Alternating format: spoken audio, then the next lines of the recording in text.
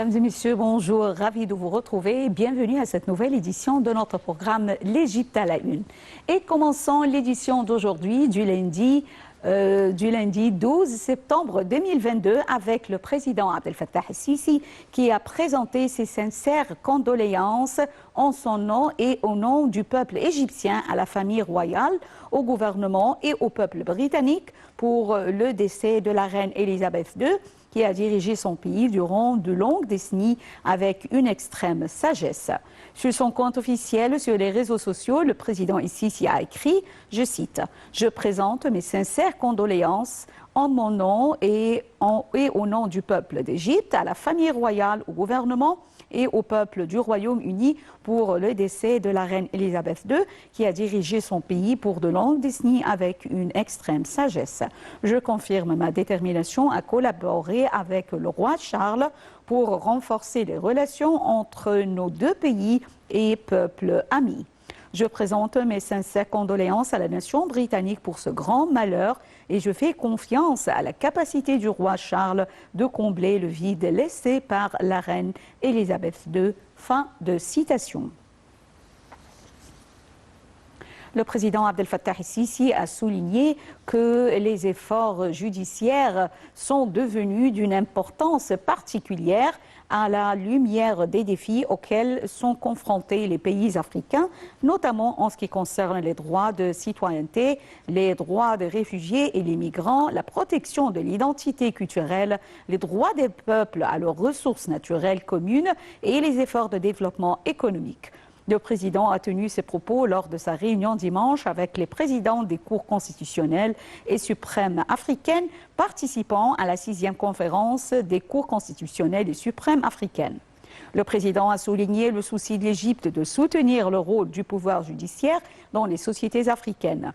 Le président el-Sisi a également affirmé l'importance de la sensibilisation populaire pour renforcer le rôle des institutions judiciaires et juridiques afin de permettre au pays de relever efficacement les défis qui menacent leur identité, leur entité, dont les plus graves sont l'idéologie extrémiste et la discrimination entre les citoyens sur des bases religieuses, radicales ou des motifs sectaires, ainsi que pour préserver leur sécurité et leur stabilité. Le Caire abrite du 10 au 12 septembre les travaux de la 6e réunion de haut niveau des présidents des cours constitutionnelles et suprêmes et des conseils constitutionnels africains.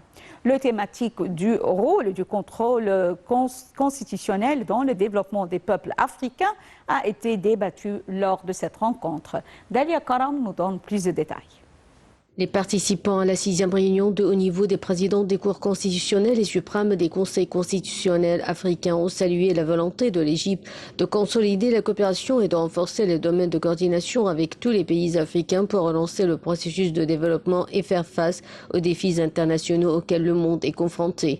Lors de leur intervention, les participants ont évoqué l'importance de la coopération au niveau judiciaire et constitutionnel entre les pays africains afin de traiter les questions et faire face aux défis qui représentent des questions d'intérêt commun dont le développement, la lutte contre le terrorisme, la protection des richesses et la bonne exploitation des ressources naturelles communes entre les pays africains. Le continent africain est riche en ressources naturelles partagées par de nombreux pays, a affirmé le Premier ministre Mostafa Madbouli, ajoutant que ces ressources appartiennent aux peuples africains et doivent être bien exploitées pour servir les futures générations. Préserver nos ressources africaines n'est pas une option, mais une nécessité qui exige la coopération commune pour atteindre cet objectif, a ajouté M. Madbouli, signalant que l'Égypte met tous ses potentiels à la disposition des pays africains afin de promouvoir le continent dans les divers domaines. Le Caire abrite du 10 au 12 septembre les travaux de la 6e réunion de haut niveau des présidents des cours constitutionnels et suprêmes et des conseils constitutionnels africains. La thématique du rôle du contrôle constitutionnel dans le développement des peuples africains sera débattue lors de cette rencontre, a indiqué jeudi un communiqué de la Cour constitutionnelle. Selon le communiqué, les présidents des cours constitutionnelles africains ont abordé les larges prérogatives de la Cour constitutionnelle et ce qu'elle déploie comme effort et accomplit comme rôle pour la promotion des droits de l'homme et des libertés du citoyen, ce qui reflète le souci des plus hautes autorités de leur pays de consolider la pratique démocratique et d'aller de l'avant dans l'enracinement de l'état de droit. Cette réunion constitue une occasion pour maintenir le contact entre les délégations des cours constitutionnelles du continent africain et développer la relation de coopération et d'amitié visant à concrétiser un échange pionnier des expériences entre les différents organismes de la justice constitutionnelle à même de servir la justice constitutionnelle et consolider la protection des droits de l'homme et des peuples africains. L'Égypte est l'un des premiers pays à élaborer une stratégie intégrée de développement durable. C'est ce qu'a déclaré le président Abdel Fattah el-Sisi. Dans une déclaration à la séance inaugurale de Egypt ICF, l'Égypte pour la coopération internationale et le financement du développement à la nouvelle capitale administrative, le président a indiqué que cet événement faisait ressortir la nécessité de l'adaptation aux conséquences des changements climatiques qui souffrent toujours d'un manque de fonds. Le chef de l'État a souligné l'importance de la question climatique pour le monde qui figure désormais à la tête des priorités de l'agenda du développement humain. L'Égypte apprécie ses relations distinguées avec la BERD, la Banque européenne pour la reconstruction et le développement, à la lumière de son rôle important joué durant les dernières années en tant que partenaire pour faire réussir le processus de développement en Égypte, a déclaré mercredi le président Abdel Fattah el-Sisi. Le président a tenu ses propos lors d'une réunion avec Odile Renaud-Basso, présidente de la BERD. Le président el-Sisi a exprimé l'aspiration de l'Égypte à davantage de coopération dans le cadre du processus de développement durable et global mis en œuvre dans le pays au niveau économique et social, en particulier dans les domaines de l'énergie propre et du soutien à la transition vers une économie verte à la lumière de la présidence égyptienne de la COP27, conférence des Nations Unies sur le changement climatique. Le président Abdel Fattah el-Sisi a assisté mercredi à l'ouverture de la deuxième édition du Forum Égypte Coopération Internationale, Égypte et ICF dans la nouvelle capitale administrative. Le forum qui s'est déroulé du 7 au 9 septembre a vu la participation de nombreux acteurs du développement à l'échelle mondiale, réunis pour scruter les opportunités de financement climatique sur le continent africain. La ministre de la Coopération internationale, Rania El-Machad, a souligné à l'ouverture l'importance du Forum Égypte-ICF de cette année, puisqu'il se déroule avant la prochaine conférence des Nations Unies sur le changement climatique COP27 prévue du 6 au 18 novembre à Sharm el-Sheikh. Dalia Kar. Du passage des promesses à la mise en œuvre, c'est le thème de la deuxième édition du Forum égyptien pour la coopération internationale Égypte-ICF qui s'est tenu du 7 au 9 septembre 2022 dans la nouvelle capitale administrative située à 45 km du Caire. L'événement placé sous le prisme du financement climatique est organisé conjointement par les ministères égyptiens de la coopération internationale, des affaires étrangères, des finances ainsi que celui de l'environnement. La ministre de la coopération internationale, Rania El-Machad, a souligné à l'ouverture l'importance du forum Égypte-ICF de cette année, puisqu'il se déroule avant la prochaine conférence des Nations Unies sur les changements climatiques, la COP27, qui est prévue du 6 au 18 novembre à Sharm el-Sheikh. L'objectif global de l'événement est d'assurer la cohérence des positions africaines en matière de financement climatique, de présenter les pratiques de développement réussies et de défendre les nouvelles initiatives réalisables sur l'atténuation et l'adaptation. C'était à travers des ateliers sur l'innovation, la sécurité alimentaire et l'agriculture face au changement climatique. Alors que la deuxième journée du forum a compris des travaux sur les mécanismes budgétaires publics durables pour l'économie verte. La rencontre a réuni quelques 1500 participants venus de tous les continents, notamment d'Afrique, à l'instar de dirigeants d'institutions internationales et régionales. Parmi ces dirigeants figurent Amina Mohamed, la vice-secrétaire générale de l'Organisation des Nations Unies, John Kerry, l'envoyé spécial du gouvernement américain pour le climat, ou encore Odile Renaud-Basso, la présidente de la Banque européenne pour la reconstruction et le développement, BERD. À 2 mois de l'ouverture de la COP27, le Forum Égypte-ICF a tenté de mobiliser des fonds pour soutenir l'action climatique en Afrique auprès de nombreux partenaires financiers. Il s'agit par exemple de la Banque arabe de développement économique en Afrique, la Banque africaine de développement, la Banque africaine d'import-export, ainsi que la Banque européenne d'investissement et le groupe de la Banque mondiale. Le président Abdel Fattah el-Sisi a reçu mardi dernier le ministre algérien des Affaires étrangères, Ramtan Lamamra, pour lui remettre une invitation officielle de la part du président Abdelmejid Tebboune pour assister au prochain sommet arabe organisé en Algérie. Un compte rendu.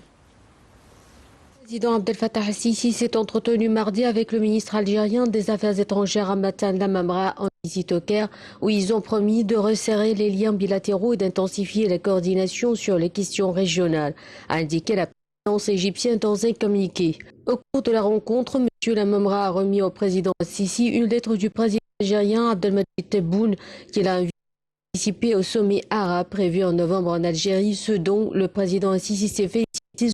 Communiqué. Dans sa lettre, le président algérien a affirmé la volonté de l'Algérie de renforcer la coopération bilatérale à différents niveaux, conformément aux liens profonds entre les deux pays frères et leurs peuples. Pour sa part, le président el-Sisi a exprimé l'aspiration de l'Égypte à travailler avec l'Algérie pour assurer le succès du sommet arabe dans le but de renforcer l'action arabe commune pour relever les énormes défis auxquels est confrontée la nation arabe. Il a également souligné l'intérêt de l'Égypte à renforcer la coopération bilatérale avec l'Algérie dans tous les domaines. Le sommet arabe qui réunit chaque année les dirigeants arabes ne s'est pas tenu en 2020 et 2021 en raison de la pandémie de Covid-19, mais l'Algérie a officiellement confirmé qu'il se tiendra début novembre de cette année. Les entretiens entre le président el-Sisi et M. Lamamra ont également porté sur un certain nombre de questions arabes d'intérêt commun, notamment les derniers développements en Syrie, en Libye et en Irak. Le Caire et Alger sont tous deux convenus de l'importance d'intensifier la coordination mutuelle pour œuvrer au rétablissement de la sécurité, de la stabilité et de la paix régionale.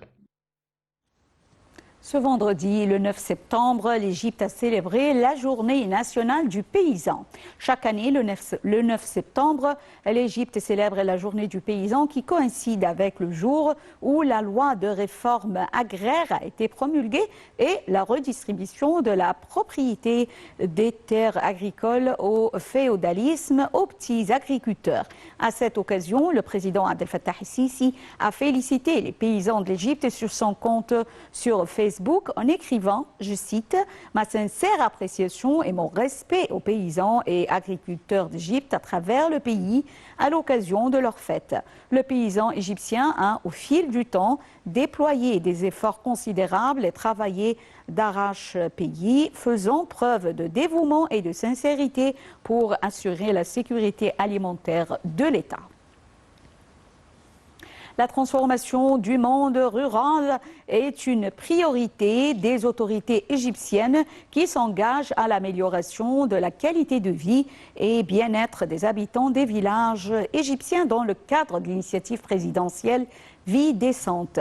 Avec un budget de 515 milliards de livres égyptiennes, la participation de 14 ministères, le projet national de développement rural a pour objectif de changer le visage de plus de 4000 villages égyptiens.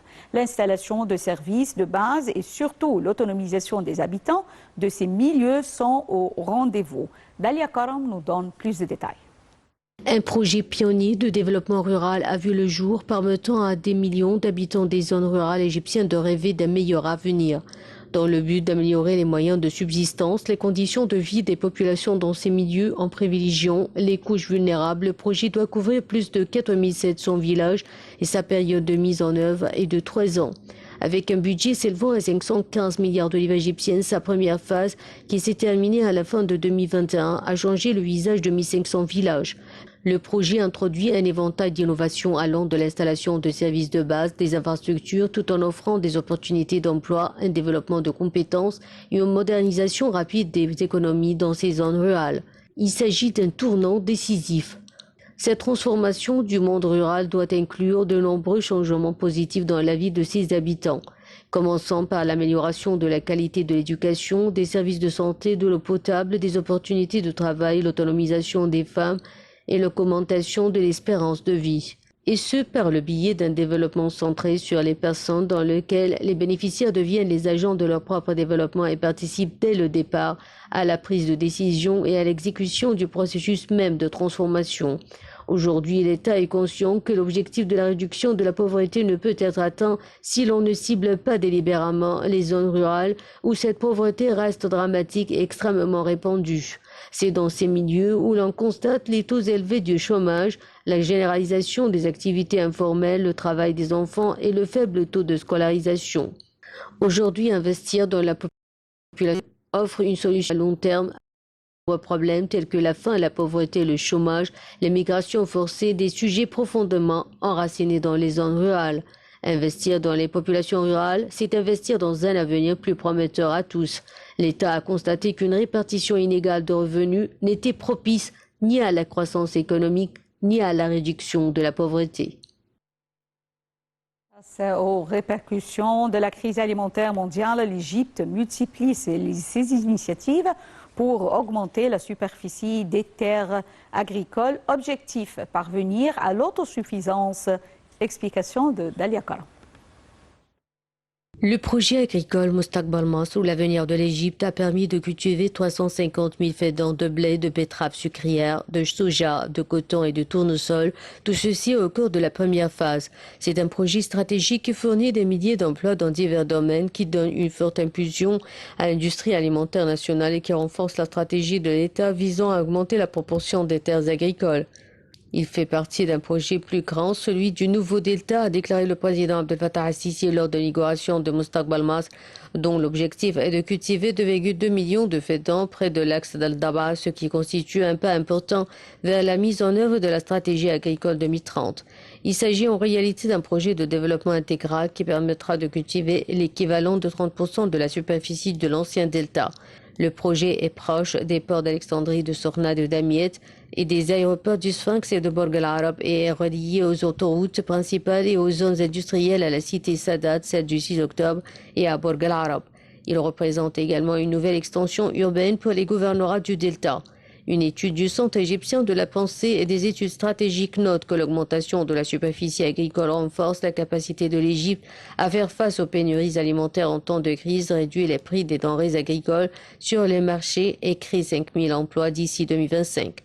Afin de garantir la sécurité alimentaire et combler le déficit alimentaire, le ministère de l'Agriculture a mis en place une stratégie de développement agricole durable dans le cadre de la vision Égypte 2030 et des objectifs du développement durable des Nations Unies.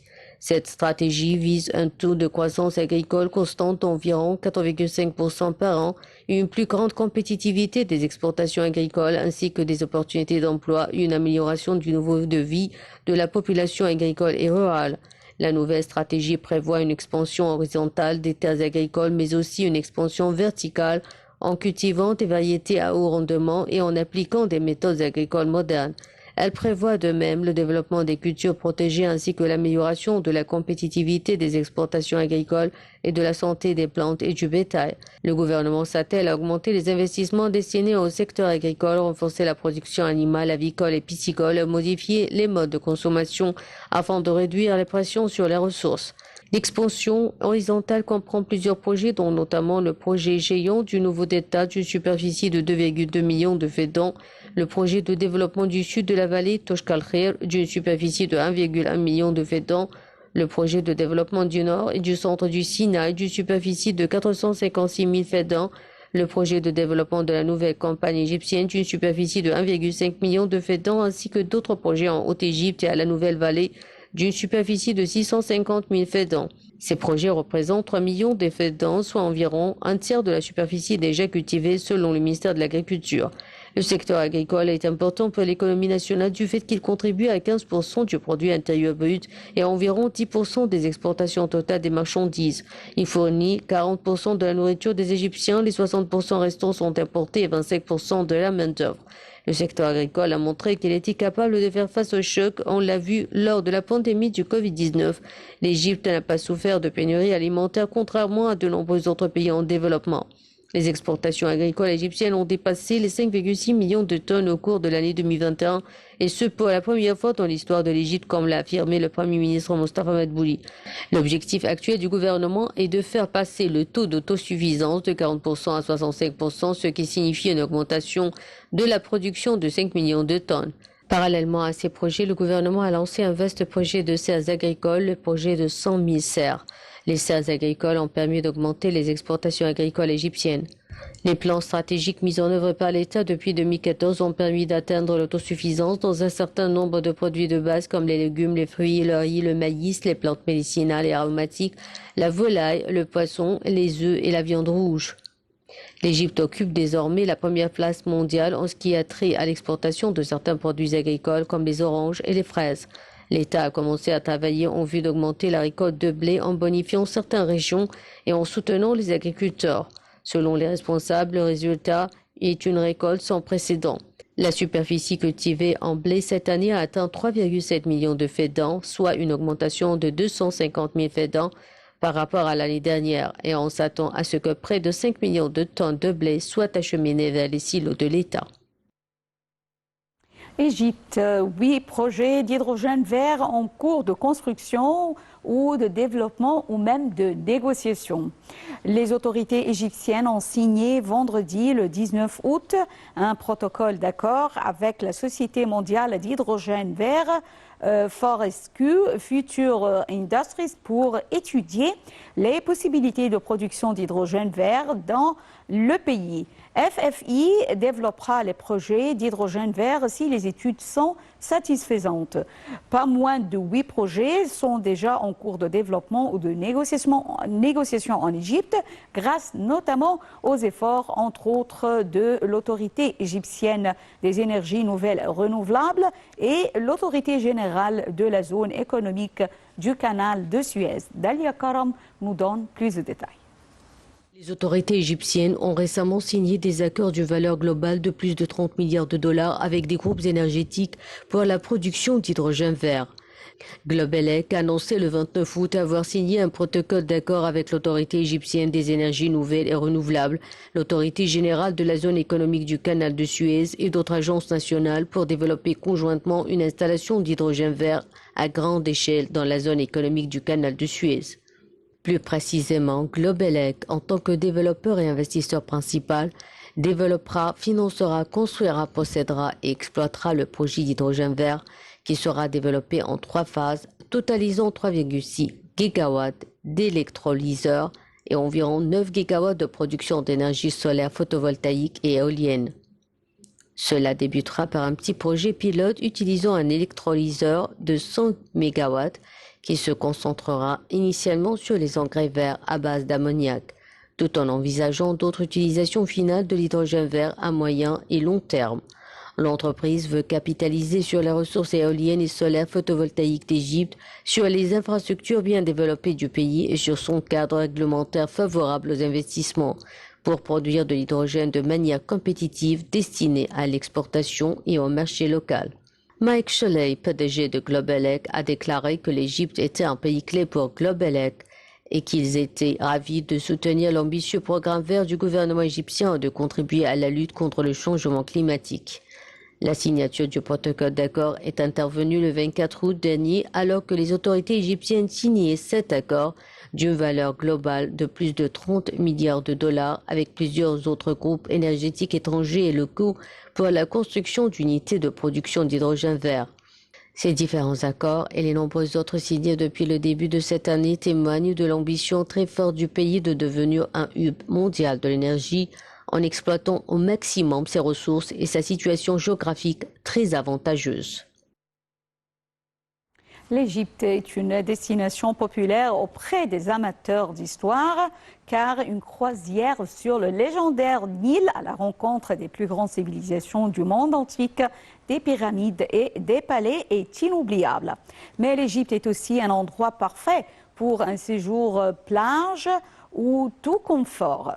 De magnifiques plages et des stations balnéaires de luxe décorent la côte de la mer Rouge, invitant les voyageurs à découvrir les fonds marins colorés de cette région à partir de la rencontre de la faune, à enchaîner les sports nautiques et à se détendre en plein soleil. Voici notre sélection de plus belles plages et stations balnéaires pour un séjour détente en Égypte. Sharm el-Sheikh. Sharm el-Sheikh est sûrement la station balnéaire la plus populaire d'Égypte et du Sinaï. Située entre la mer Rouge, le golfe de Suez et le golfe d'Aqaba, elle offre des paysages splendides et est surtout connue pour la richesse de sa faune et de sa flore sous-marine. Son eau bleue turquoise abrite des coraux de toutes les couleurs et de magnifiques animaux. C'est l'un des plus beaux endroits du monde pour la plongée. Sharm el-Sheikh est très bien équipé pour accueillir les voyageurs en tout confort et luxe, avec ses hôtels étoilés, ses parcs et piscines, ses excursions, ses activités et sa vie nocturne animée. Il Gouna. Pour un séjour luxueux près de la mer Rouge, rien de tel que la station d'El Gouna avec son service 5 étoiles. De grands hôtels proposant toutes sortes d'activités. Sorties en bateau, plongée, surf, massage, spa, occupent des îlots entourés de lagunes chaudes et de plages blanches.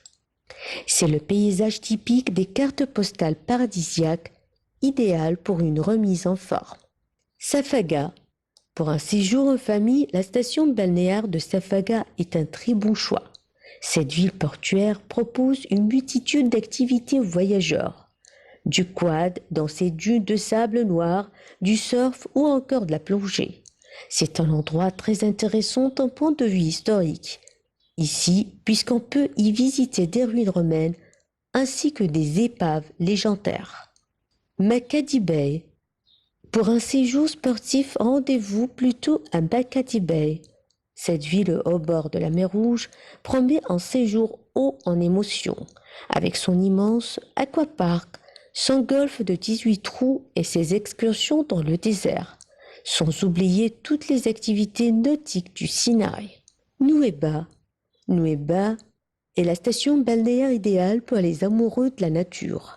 Située à proximité du parc national Ras Abu Ghaloum, elle a gardé un charme naturel qui se fait rare près de la mer Rouge. Ces paysages extraordinaires colorés de rouge et de brun permettent de partir en randonnée dans des canyons ou à l'exploration de nombreuses grottes. Nuweiba est surtout connue pour sa plage Ras Shaitan, où les seules constructions sont de petites huttes en bois traditionnel. Taba. Si vous cherchez de la tranquillité, évitez les grandes stations balnéaires citées ci-dessus. Il faudra mieux se rendre à Taba sur le golfe d'Aqaba. Cette petite ville reste à l'abri du tourisme de masse et de luxe et convient parfaitement aux aventuriers. On y trouve aussi de magnifiques plages comme The Fjord, une cirque sauvage donnant sur une mer turquoise. Et enfin, Ras Abu Ghaloum. La plage de Ras Abu Ghaloum est sans hésiter l'une des plus belles d'Égypte. Complètement sauvage, elle n'est accessible qu'à pied ou à chameau et se tient loin de toute construction en béton. À proximité, on trouve seulement un village traditionnel de Bédouins, un bon lieu d'ailleurs pour s'immerger dans la culture de ce peuple semi-nomade.